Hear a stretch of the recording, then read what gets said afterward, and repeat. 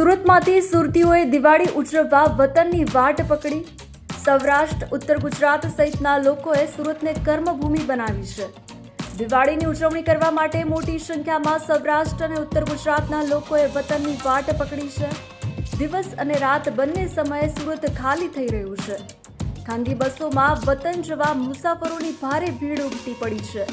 વરાછા વિસ્તારમાં ખાનગી બસોની કતારો લાગી છે. ખાનગી બસોમાં ભાડા વધુ હોવા છતાં મુસાફરોનો ધસારો જોવા મળી રહ્યો છે. ગત વર્ષ કરતાં આ વર્ષે ખાનગી બસોના ભાડામાં વધારો થયો છે. જી, તમારું નામ? આકાશભાઈ અપાણી. કેટલા વર્ષોથી સુરતમાં રહો છો અને શું કામ ધંધો? મારો જન્મ જ અહીંયા છે ને મારો બિઝનેસ ફોટોગ્રાફીનો છે. અત્યારે દિવાળીનો માહોલ છે તો કઈ રીતે તમે ઉજવો છો? દિવાળીનો માહોલ તો દર વર્ષે હોય જ છે, પણ આ વચ્ચે થોડોક ઓલો છે, ડીપમાં છે મંદિરના કારણે. એટલે આ વચ્ચે થોડા ગામડે વહેલા હોઈ જઈએ, પરિવાર હારે બેસીએ, ટાઈમ પાસ કરીએ, આનંદ આવે, ભાઈબંધ મિત્રો હારે બેસી. ગામ જઈ રહ્યા છો, કેવી મજા આવી રહી છે? ગામડે તો બાપુ મજા જ આવે ને, વતન જ કહેવાય આપણે. એ આપણી જન્મભૂમિ છે, ત્યાં જવું જરૂરી છે.